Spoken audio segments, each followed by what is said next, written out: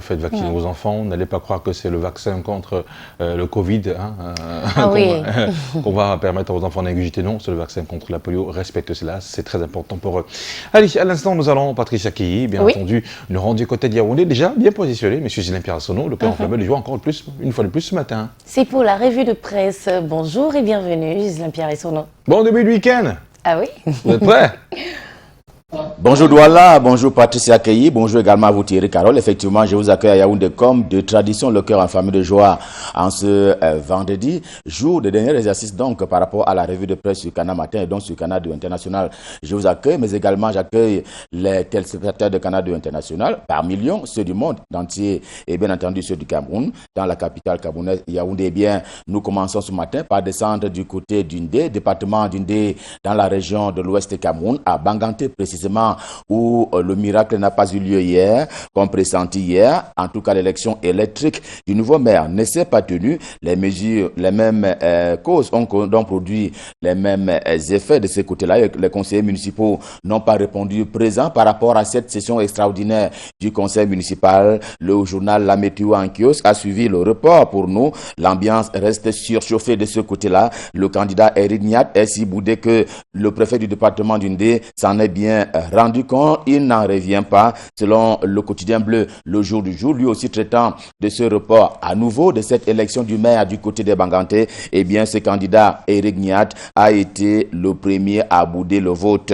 Il est sage, il a vu venir le danger de son échec de loin. Banganté, ou quand les conseillers municipaux refusent de se soumettre au vote, ou encore quand ils se refutent, donc ils refutent ce qu'il est convenu d'appeler depuis quelques jours maintenant, en tout cas si l'on s'en tient aux écrits contenus dans la presse gabounaise, le redéploiement familial, puisque sa filiation indique qu'il s'agit bien du fils du président du Sénat, Marcel Nyandji Fendji. Les coulisses et images d'une énième session extraordinaire qui a de nouveau avorté sont d'ailleurs racontées par le quotidien bleu, le jour du jour. Et ce matin, le quotidien bleu est un peu en adéquation avec le ministre de l'administration territoriale pour la Tangandji. En tout cas, la vigilance lui a imposé hier de recenser près de 3000 armes à feu qui sont illégalement en circulation sur l'ensemble du territoire national. On parle ainsi d'une circulation illégale. The Guardian Post, quotidien camerounais d'expression anglaise au siège imposant à Yaoundé, parle de prolifération intolérable, d'où donc la guerre que déclare le ministre de l'administration territoriale pour la Tangandji contre ces phénomènes. L'occasion pour lui d'interpeller d'ailleurs les vendeurs d'armes à feu et de munitions sur l'obligation stricte de respect de la loi en matière de vente justement d'armes à feu au Cameroun. En tout cas, les patrons d'armurerie ont été sommés de ne plus procéder à des ventes illégales sans respect aucun, notamment de la loi en la matière au Cameroun, selon donc ce qui a été publié hier, rendu public par le ministre pour la Tangandji en charge de l'administration territoriale. Réalité, le journal de Pongware Kindi, en kiosque également ce vendredi, eh bien, il a scruté le ton du ministre de l'administration territoriale. Ferme sur ce coup-là, on admet à la tolérance zéro désormais du moment où des cas à répétition ont été recensés, ceux des délinquants qui opéraient par le passé munis des armes réelles, et ce sont des chiffres qui ont été tirés à partir des services de sécurité pour parler de la police, mais aussi de la gendarmerie au Cameroun. Tolérance zéro désormais donc de la part du ministre pour la Tangandji pour ce qui est justement de la vente illégale des armes à feu et des munitions, et ainsi soit-il si l'on s'en tient à réalité des Pongware qui dit en kiosque ce vendredi. Il était temps pour la sécurité de tous et de chacun, indique pour sa part le soir ce matin à propos de cette sortie du ministre pour la Tangandji hier en une principale du journal ce matin. Il était temps de mettre fin aux dérives des tenanciers d'armurerie médiocres dans le respect de la réglementation en vigueur, conclut ainsi le soir ce matin. Et désormais, apprend-on d'Info Matin de Dieudonné Mvang, eh bien, toute vente d'armes au Cameroun, armes à feu automatique, est donc suspendue sur l'ensemble du territoire national. À Cameroun Tribune, le quotidien camerounais à capitaux publics, tout est réuni pour condamner les querelles de voisinage entre la mairie et les maires, ou si vous voulez, entre la mairie et les mairies. En tout cas, pour parler ainsi de la cohabitation entre la mairie, qui a ainsi remplacé la communauté urbaine, et les mairies d'arrondissement. Eh bien, désormais, tout est mis ensemble pour que ces querelles s'estompent. À l'origine, les mésententes faute de communication entre la mairie et les mairies d'arrondissement, faute aussi de connaissances de certains textes par un certain nombre d'élus locaux à propos justement de ce grand carnaval qu'est la décentralisation. C'est une nouvelle modalité de gestion des affaires de la cité qui est donc en train subrepticement d'entrer en application au Cameroun, que donc à ce stade-là, il y a encore beaucoup d'ignorance de ces textes-là de la part d'un certain nombre de conseillers et même des élus locaux. Il y a donc cette cohabitation devenue quelque peu difficile. Le cas de Yaoundé a été mis sur la place par Cameroun Tribune et justement parce que le préfet du département du Foundi a réuni les principaux acteurs, les actants hier à Yaoundé. Question d'en appeler à ce qu'il est convenu d'appeler un cessez-le-feu, l'intérêt principal étant pour ces élus-là, hier, aujourd'hui comme demain, bien entendu, l'amélioration des conditions de vie des populations. Voilà ce vers quoi a orienté le préfet du Foundi les acteurs de la décentralisation et notamment les maires et les maires et ainsi que le maire de la ville de Yaoundé. Ils étaient d'ailleurs réunis hier à Yaoundé, d'où donc ce compte rendu qui est proposé par le quotidien Mutation dans sa livraison du jour. Eh bien, à propos de cette concertation, le quotidien Mutation estime que tout est mis en œuvre désormais dans le département de Foundi et Yaoundé en particulier pour que les querelles s'estompent. Le quotidien Mutation qui a d'ailleurs assisté à ces travaux en coulisses, il s'est révélé des égos surdimensionnés à propos de cette concertation sur les acteurs de la décentralisation. Eh bien, les querelles naissent notamment de l'interprétation des textes en la matière et cela n'a pas été tranché jusqu'ici pour ce qui est des textes particuliers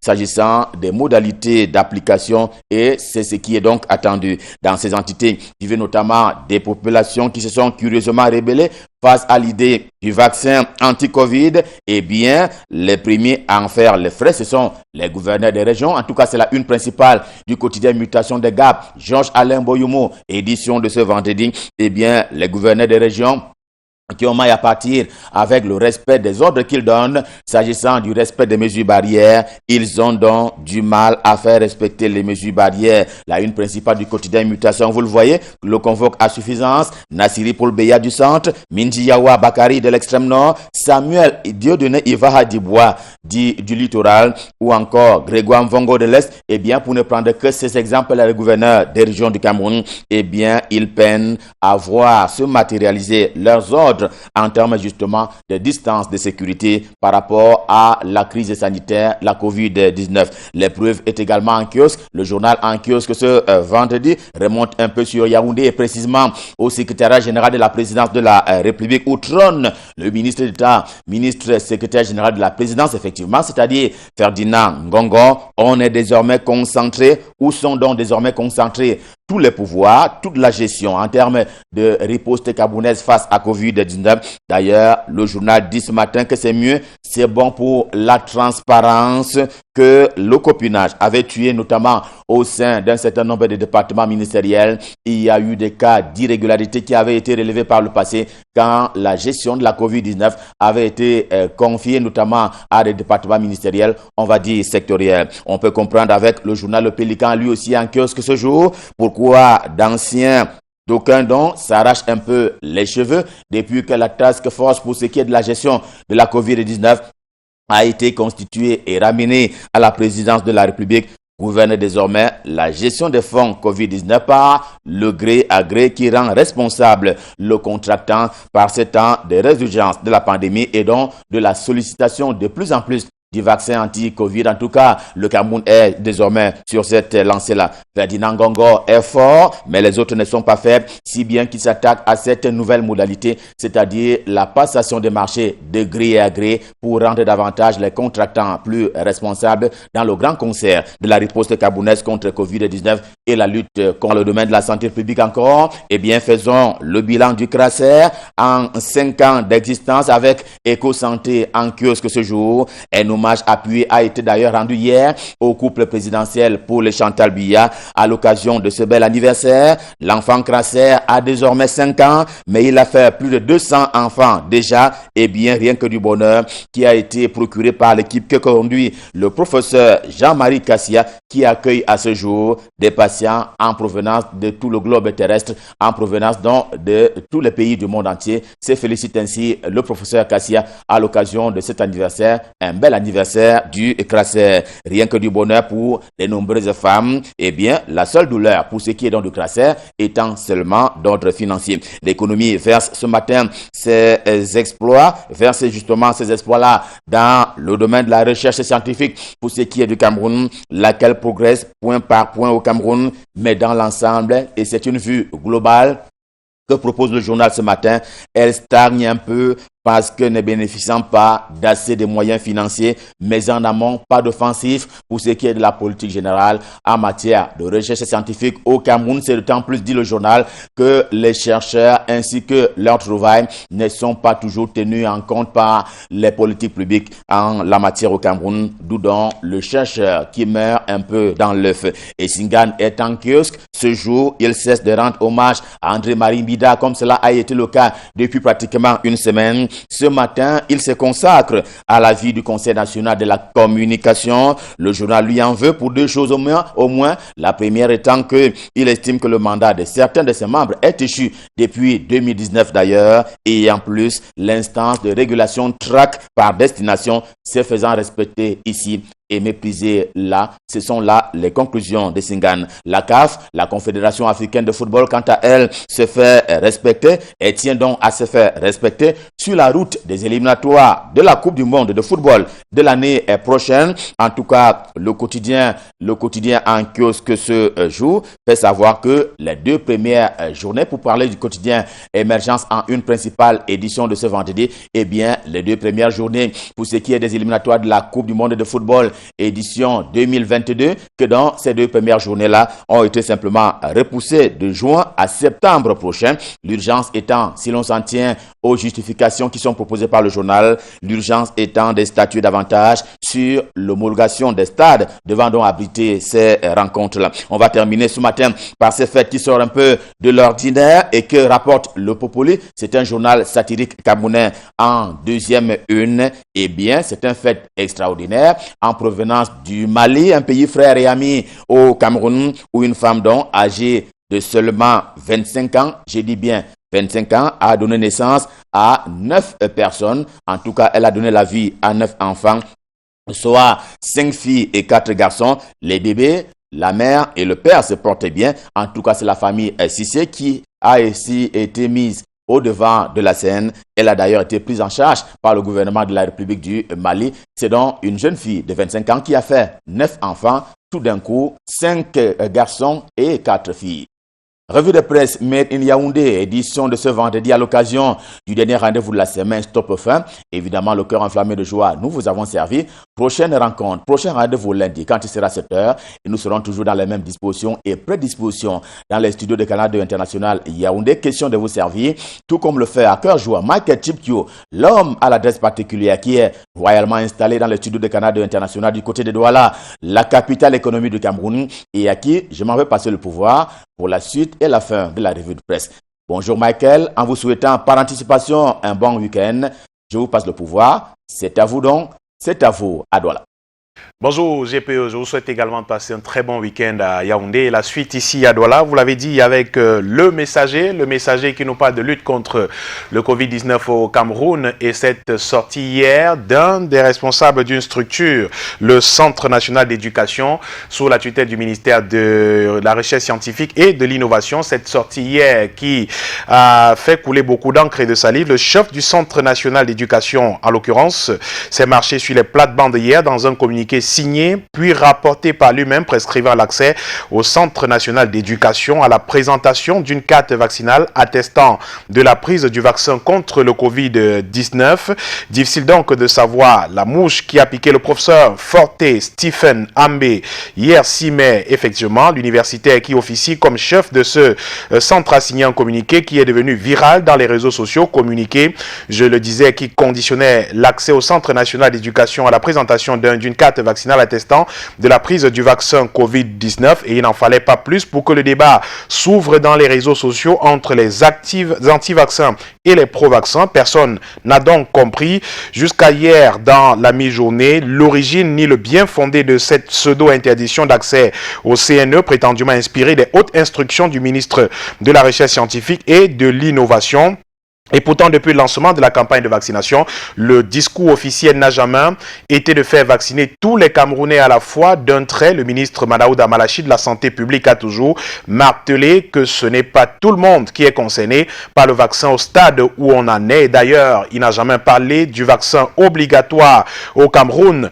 Le messager qui a joint au téléphone quelques responsables et hauts cadres du ministère de la Recherche scientifique et de l'Innovation atteste de ce que le chef du Centre national d'éducation a très mal interprété et analysé les appels à la prudence, de la vigilance, la sensibilisation au respect des mesures barrières édictées par le Premier ministre chef du gouvernement.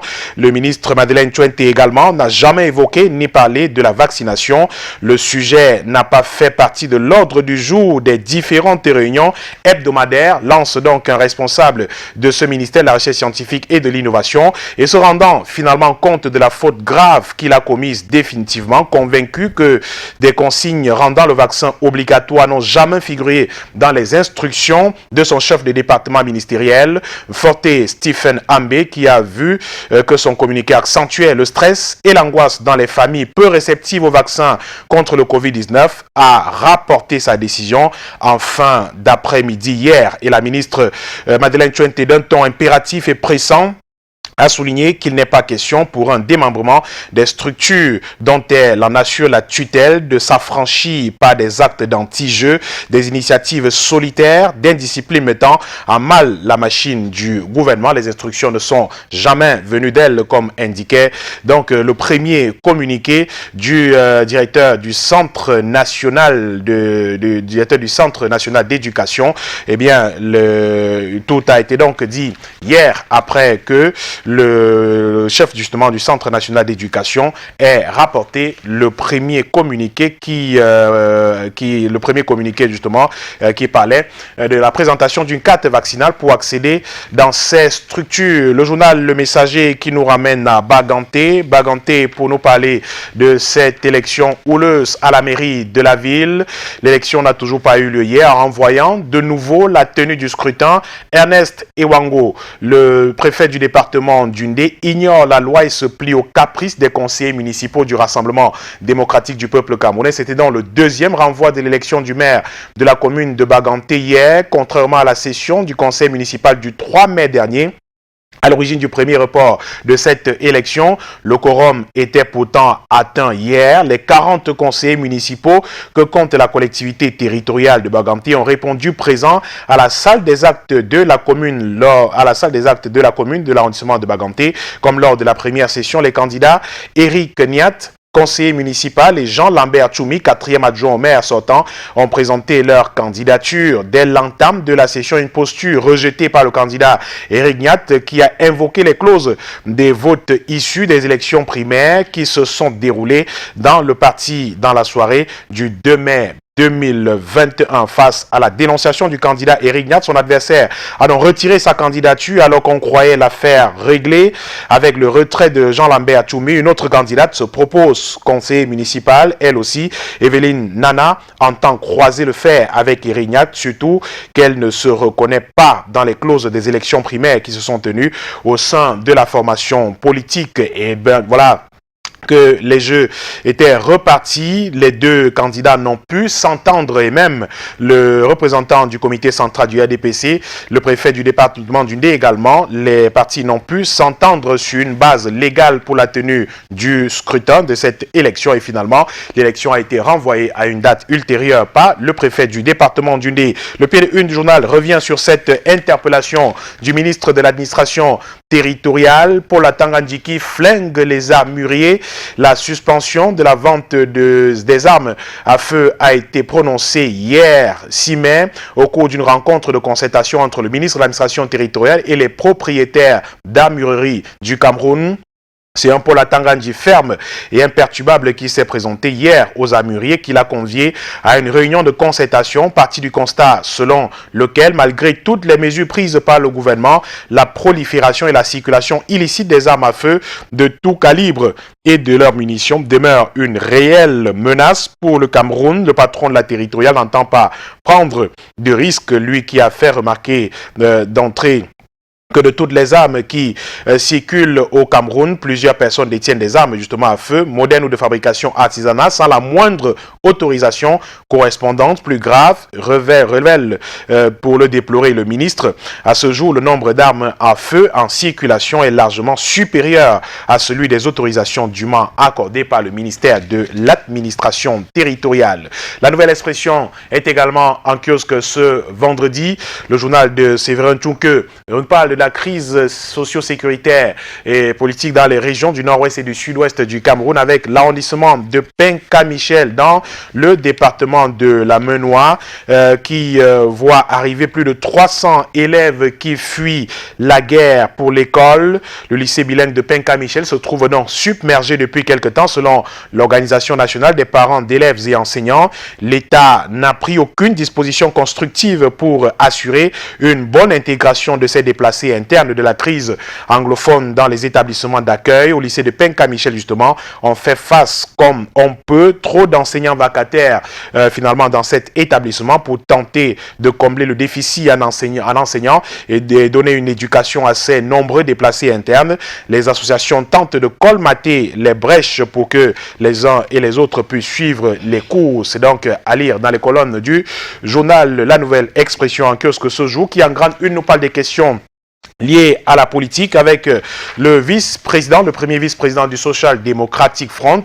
Jour de vérité donc pour Joshua aussi, nous annonce La Nouvelle Expression avec la réunion du comité exécutif national du parti qui va se réunir demain à Yaoundé avec un point très attendu à l'ordre du jour, à savoir l'examen du dossier de la lourde sanction que le comité exécutif du littoral a prononcé à l'endroit du vice-président de la formation politique, lequel est resté ferme sur ses positions contesté par l'aile dure du parti qui réclame une stratégie plus offensive vis-à-vis du pouvoir. Joshua aussi se défend et insiste sur la nécessité de jouer le jeu démocratique pour peser face au chef de l'État du Cameroun. Je suis prêt à signer une nouvelle pétition avec les députés, a-t-il lancé dans un entretien accordé à nos confrères de Jeune Afrique, entretien publié en intégralité dans les colonnes de La Nouvelle Expression de ce jour. Le journal qui nous parle également de sport avec les éliminatoires pour Qatar, pour la Coupe du Monde Qatar 2022, finalement reporté, préalablement prévu entre le 5 et le 11 juin prochain. Les premières journées des éliminatoires de la Coupe du Monde Qatar 2022 se tiendront plutôt vers les mois de septembre, octobre et novembre 2021. Les raisons de ce report à retrouver dans les colonnes de La Nouvelle Expression. Aurore Plus, le billet hebdomadaire, également en kiosque ce jour, nous parle également des questions liées au sport avec la succession ou alors la valse d'entraîneurs à la tête de l'équipe nationale du Cameroun, des Lions, indomptables et ces sélectionneurs qui se remplacent quasiment au quotidien, sans résultat palpable. Le journal a mené une enquête ce jour et note que dans un mois exactement, lors du premier week-end de juin, les fans de football vont renouer avec les matchs de leur sélection engagée au deuxième tour des qualifications de la Coupe du Monde. Et sur leur bande de touche du Cameroun bien sûr, le technicien Antonio Conceição da Silva Oliveira, recruté en septembre 2019, l'entraîneur portugais est un parfait anonyme comme ancien joueur professionnel et surtout en tant que coach, il officiait sur le banc d'une équipe du championnat de Roumanie quand il a été embauché par le Cameroun. Il va bientôt, mine de rien, accomplir 2 années à la tête des quintuples champions d'Afrique sans qu'on puisse observer véritablement sa touche dans cette équipe. Mais il en a presque toujours été ainsi dans le choix des hommes appelés à diriger la sélection de football du Cameroun et dont on peut affirmer sans embâche et au regard de l'histoire qu'il n'obéit à aucune logique sportive traçable, écrit le journal Europe Plus en kiosque ce jour. Et c'est en fait une guerre de clans et de réseaux qui précède toujours le recrutement d'un nouveau sélectionneur de l'équipe nationale du Cameroun. Le même scénario se répète d'année en année sans qu'on sache jusqu'où cette pratique mafieuse s'arrêtera. À l'approche d'une nouvelle campagne internationale, les Lions, indomptables à quelques 6 mois de l'ouverture de la Coupe d'Afrique des Nations que le Cameroun organise dès janvier. Le journal Europe Plus ouvre donc un dossier sur la qualité des entraîneurs de l'équipe de football que notre pays embauche, souvent à grands frais, mais pour quel objectif et quels résultats? Questions posées avec des réponses dans cette enquête de 3 pages menée par le bi-hebdomadaire Europe Plus en kiosque ce jour, qui nous amène également au tribunal de première instance d'EDEA pour parler de ce verdict dans une affaire avec un colonel des forces de défense condamné pour escroquerie au tribunal d'EDEA. C'est le dénouement heureux d'une affaire qui opposait depuis 2012 d'anciens compagnons d'armes, des colonels magistrats à un de leurs collègues pour une affaire d'escroquerie qui remontait justement à 2014. L'accusé devra payer 40 millions de francs CFA à ses adversaires, selon le verdict rendu le 26 avril dernier par le tribunal de première instance d'EDEA dans le but de créer une carrière de sable à Pongo-Tizit à l'arrondissement d'EDEA. Les deux colonels magistrats avaient cotisé chacun la somme de 15 millions de francs CFA en octobre 2014. Les deux victimes, après avoir constaté que le projet pour lequel ils avaient investi près de 30 millions de francs tardait à prendre corps, saisissent un avocat dans le but de récupérer leur argent. Et en 2014, ces ex-associés saisissent leur ex-associé de leur mise, que leur mise a été affectée à d'autres fins, leur dit leur ex-associé bien sûr, et ils ont réclamé en vain la restitution des 30 millions de francs CFA avant d'ester en justice. C'est alors que les deux victimes décident, je le disais, d'ester en justice et de saisir le TPI d'EDEA qui vient donc de rendre son verdict en leur faveur. Cet argent devrait être restitué avec des dommages pour 40 millions de francs CFA. Écrit le bi-hebdomadaire Europe Plus en kiosque ce jour. L'œil du Sahel est également paru. Le journal nous amène dans le septentrion camerounais pour nous parler de 2 projets majeurs pour l'énergie solaire, 2 projets majeurs bloqués depuis de nombreuses années.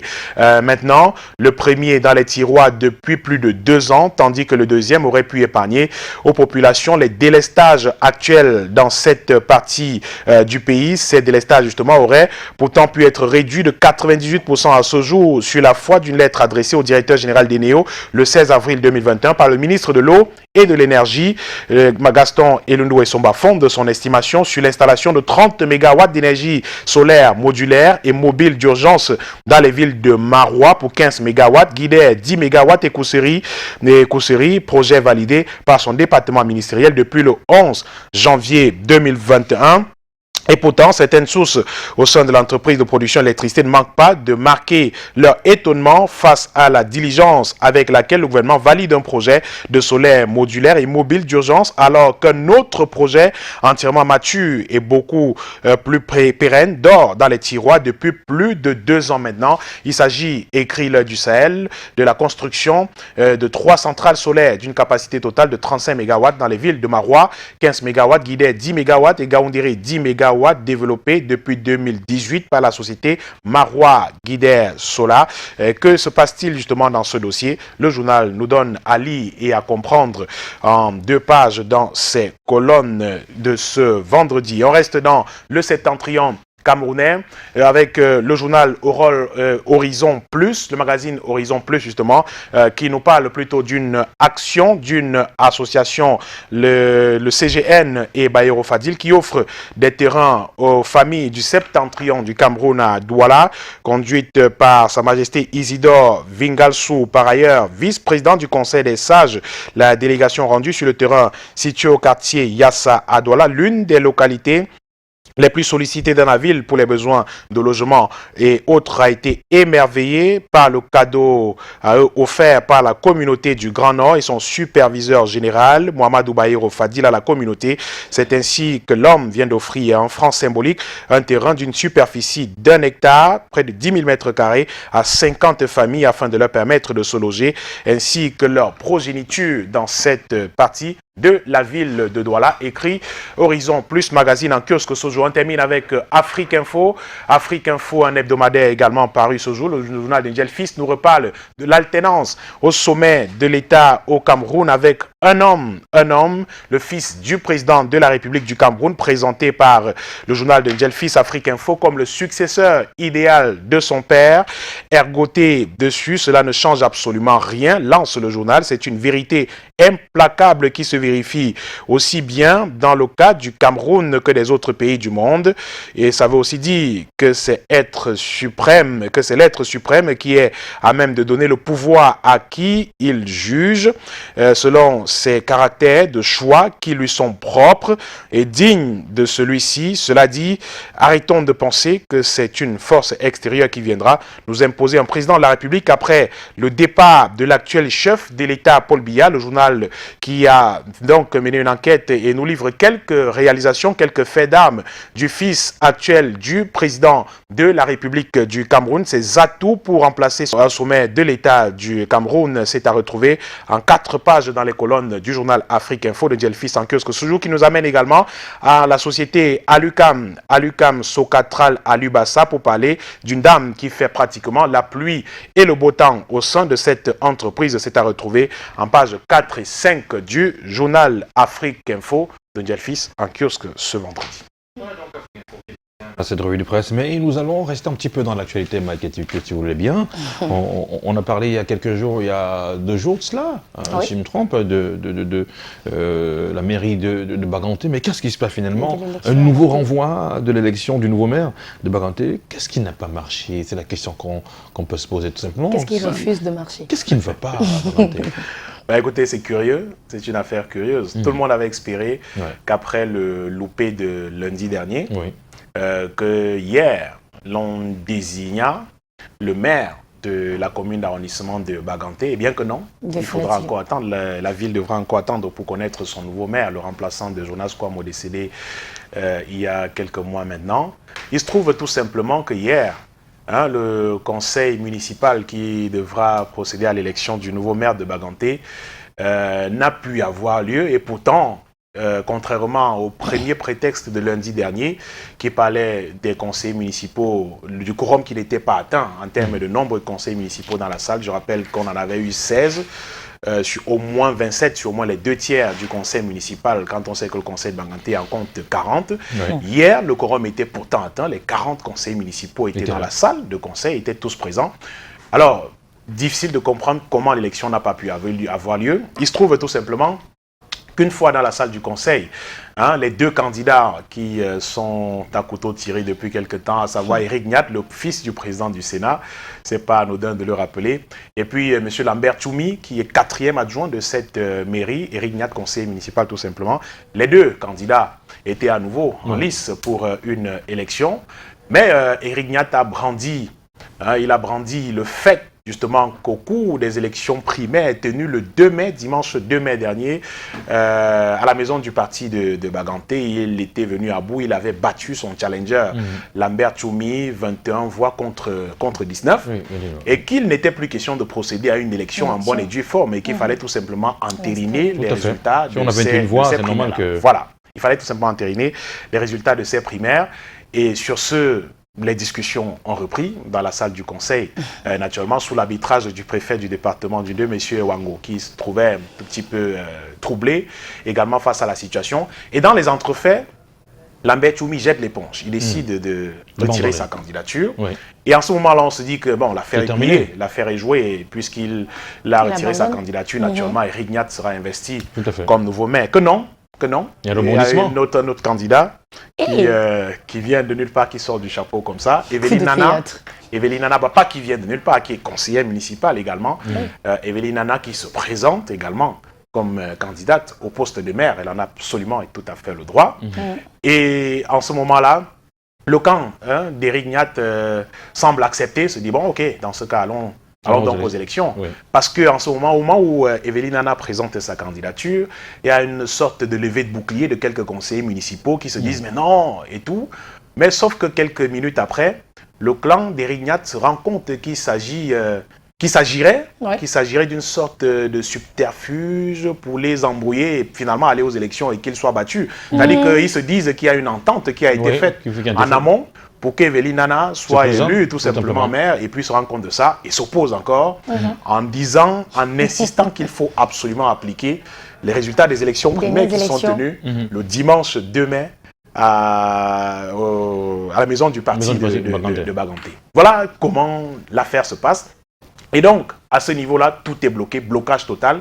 Le préfet, ébahi, dépassé par la situation, n'a d'autre choix que finalement repousser une fois encore, reporter cette fois-ci sans donner une autre date, l'élection du nouveau maire de la ville. Voilà exactement pour les faits ce qui s'est passé. J'ai une préoccupation, peut-être toute bête, mais est-ce que ce ne serait pas légitime de simplement entériner les résultats des élections primaires? Il n'y a aucune loi qui le prévoit. Il n'y a aucune loi qui le prévoit. L'élection d'un maire ne prévoit pas des élections primaires. Ça, il s'agit dans ce cas-là d'une entente du parti, le RDPC. Alors, je rappelle, et ça je l'ai dit ici l'autre jour, que la mairie de Baganté est contrôlée exclusivement par le Rassemblement démocratique. Donc ça veut dire seulement que ce sont les membres du RDPC qui sont se déchirer. Effectivement. Entre eux. Ce sont eux qui sèment effectivement ce trouble que l'on observe aujourd'hui. Si d'aventure, la loi prévoit effectivement que l'on arrive en salle de conseil et que les candidats se présentent et qu'on procède à une élection tout simplement, que tous les conseillers municipaux qui sont là, pour le cas de Baganté, les 40 qui sont là, qui procèdent au vote. Mais simplement l'impair qu'ils ont commis, je ne sais pas si c'est un impair, mais c'est une recommandation du comité central de cette formation politique qui a cette habitude, ça il faut le rappeler, ce n'est pas que le cas de Baganté, on en a vu bien d'autres, qui a commis l'impair d'organiser le dimanche, veille d'élection, des élections primaires. Des élections primaires, eh bien, Éric Niat est-il légitime dans son droit de réclamer aujourd'hui qu'il a été élu? Parce qu'effectivement, il a été élu 21 contre 19 face au candidat Lambert Tchoumi. Mais aujourd'hui, il campe sur sa position, il réclame à corps et à cri sa victoire parce qu'il estime, si ce sont les recommandations de son parti politique, le comité central, si le comité central demandait qu'on procède par des élections primaires et qu'il a été vainqueur aux primaires, il estime que rien n'explique que l'on arrive au conseil et qu'il ne soit pas naturellement élu, que l'on n'entérine pas tout simplement son élection. Ils auraient pu procéder, comme ils le font parfois, par une investiture. C'est-à-dire, dit tout simplement, le candidat que nous voulons, c'est tel. Ça se passe parfois pour l'élection du président de l'Assemblée nationale, du Sénat et bien d'autres. Le candidat que nous avons choisi, c'est tel. Ben, ça aurait été peut-être possible dans ce cas si le conseil se disputait le poste, s'il y avait une autre formation politique dans le conseil, par exemple. Il n'y en a pas. Voilà, il n'y en a pas. Mais même entre camarades, ils auraient pu dire, pour éviter le spectacle que l'on vit là maintenant, le candidat c'est tel, il est imposé à tous, et que l'on procède à un simulacre d'élection, c'est-à-dire qu'on arrive en salle et qu'on procède à un simulacre d'élection, tous les conseillers municipaux sachant que nous voterons tel. Ils auraient pu procéder ainsi, mais le fait d'être passé justement par les primaires, et c'est ça également la démocratie, parce que certains estimaient que passer par une investiture, ça n'a rien de vraiment démocratique. Oui, il fallait passer par les primaires, sauf que en ce moment, ça leur cale au cou, comme on dit souvent. Eh bien, tout se trouve donc bloqué à la mairie. Le préfet n'avait d'autre choix, je l'ai dit tout à l'heure, que de renvoyer à nouveau, et ce sera le week-end le plus long. Ça, on sait, parce que la semaine prochaine, il faudra trouver une solution. Et je crois que c'est ici, en ce moment, que la direction même du parti va entrer en jeu pour frapper du poing sur la table et régler définitivement le problème. Et tout le monde a été surpris que hier, jeudi, on n'ait pas de solution. Mais comment a-t-on pu arriver une fois de plus en salle de conseil sans s'être entendu, sans avoir un consensus préalable, sans un conciliabule qui permettait que tous les candidats ou que toutes les parties prenantes sachent que, comme nous y allons cette fois-ci, c'est pour désigner tel. C'est quelque chose de curieux quand même. Et beaucoup parlent d'indiscipline déjà au sein de cette formation politique, parce que si les consignes du parti ne sont pas respectées, on parle de discipline. On sait qu'il y a certains cadres ou militants de ce parti qui ont été traduits au conseil de discipline de la formation politique pour n'avoir justement pas respecté les consignes du comité central dans le cadre des élections comme celle-ci.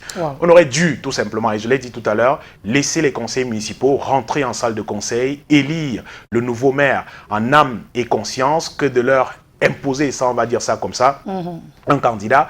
Et peut-être que si on était allé directement aux élections, Éric Niat serait le maire aujourd'hui, puisque l'on a dit tout à l'heure, au primaire, il a été élu. Donc c'est une affaire vraiment assez curieuse. Des gens qui se battent pour le contrôle de la mairie, pour le contrôle justement du parti dans le département du Ndé. Et c'est curieux, on l'a dit depuis l'autre jour, la population ne regarde qu'avec ses yeux. Hier, on a eu quelques petits chauffages à l'entrée de la mairie, du CEP municipal, effectivement. Des gens qui sont venus réclamer, mais écoutez, allez-y, votez un nouveau maire, qu'on en finisse une fois pour toutes. Mais malheureusement, le spectacle va encore durer. Peut-être qu'on en aura encore pour ce week-end ou bien pour lundi.